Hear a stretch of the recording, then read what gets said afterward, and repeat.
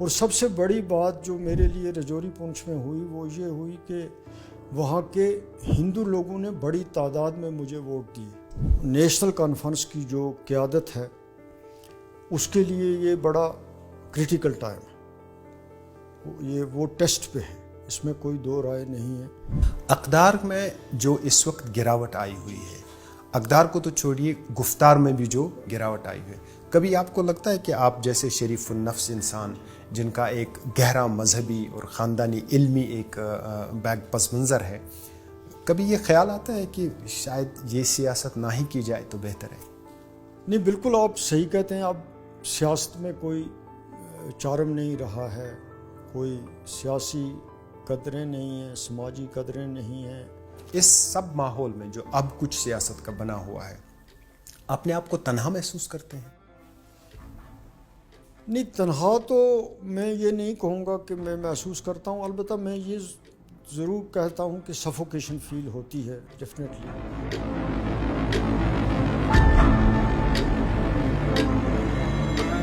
آج کل کی سیاسی زندگی میں جتنے ہنگامے ہم دیکھتے ہیں اس میں بہت سارے لوگ ایسے ہیں جو کب ابھرتے ہیں، کیسے ابھرتے ہیں پتہ ہی نہیں چلتا، اور پھر کہاں سے غروب بھی ہوتے ہیں اس کا بھی احساس نہیں ہوتا۔ لیکن سیاست ہمیشہ ایسی نہیں تھی، اور آج بھی سیاست میں کئی ایسے انسان ہیں جو دہائیوں سے انسانوں کے درمیان، عوام کے درمیان موجود رہے، اپنا ایک تاثر قائم کیا، اپنے کام کی بنیاد پر، اپنے خیالات کی بنیاد پر اور اپنے تجربے کی بنیاد پر۔ اور اس میں کچھ ہی ایسے انسان ہیں جن کا تجربہ صرف ان کی زندگی پر محیط نہیں ہے، بلکہ ان کے اسلاف نے اس تجربے میں اپنا حصہ ڈالا ہوتا ہے، بلکہ یوں کہا جائے کہ ان کی زندگی اصل میں اسی تجربے سے برآمد ہوئی ہے، اور اپنے اسلاف سے سیکھ کر وہ عوام کے درمیان آئے ہیں، اور جو کچھ کیا ہے اس سے اپنے اسلاف کا نام بھی زندہ کیا ہے اور ان کی یادیں بھی روشن رکھی ہیں۔ آج ہمارے جی کے ہیڈ روم میں ایک ایسے ہی مہمان ہے جن کے والد صاحب اور جن کے دادا مرحوم دونوں عوامی زندگی میں رہے اور بھرپور عوامی زندگی گزاری، اور صرف سیاست کو ہی متاثر نہیں کیا، صرف سیاست میں ہی اپنا کنٹریبیوشن نہیں دیا، بلکہ سماجی سطح پر اور مذہبی سطح پر بھی ان کا ایک کردار رہا ہے۔ میری مراد ہے میاں الطاف صاحب سے۔ الطاف صاحب، آپ کا خوش آمدید ہمارے اس پروگرام میں۔ آپ کا بھی بہت بہت شکریہ بلانے کا، بات کرنے کا۔ الطاف صاحب، سب سے پہلے جاننا چاہیں گے، اب آپ ایک عرصے سے اس سیاست میں اپنا کردار ادا کر رہے ہیں، لیکن آپ کے والد صاحب کے بارے میں ہم جاننا چاہیں گے۔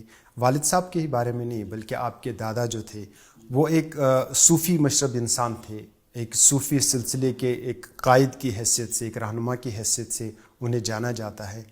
کچھ ہمیں اپنی اس تربیت کے بارے میں بتائیے جو ان کی آغوش میں آپ کی ہوئی۔ دیکھیں، میرے پردادا صاحب جو تھے وہ کامل ولی تھے، صوفی تھے، درویش تھے۔ انہوں نے اپنی ساری زندگی جو ہے وہ عبادت، ریاضت اور چلہ میں گزاری ہے۔ وہ ان کا ایک ہی وہی مشن رہا ہے، اسلام کی تبلیغ کا، سلسلے کی تبلیغ کا۔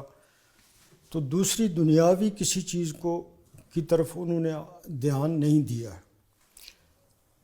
ان کا سارا وقت جو تھا، سب جو کچھ ان کا تھا، وہ اللہ اور اللہ کے رسول کی اطاعت کی بات تھی، شریعت کی پابندی کی بات تھی، نماز کی پابندی کی بات تھی۔ تو ہمارے لوگوں کو بھی اس وقت میں، اس زمانے میں ایک ایسے شخص کی ضرورت تھی، ایک ایسے رہنما کی ضرورت تھی جو ان کو بھی یہ روشنی دکھانے کا کام کرے۔ تو اللہ تعالیٰ کا فضل ہے کہ اللہ تعالیٰ نے ان سے یہ کام لیا تھا، تو انہوں نے یہ کام کیا۔ جہاں تک میرے دادا صاحب کا تعلق ہے، وہ بھی ایک بہت بڑے ولی تھے، لیکن انہوں نے سیاست کے ساتھ ساتھ سیاست بھی کی۔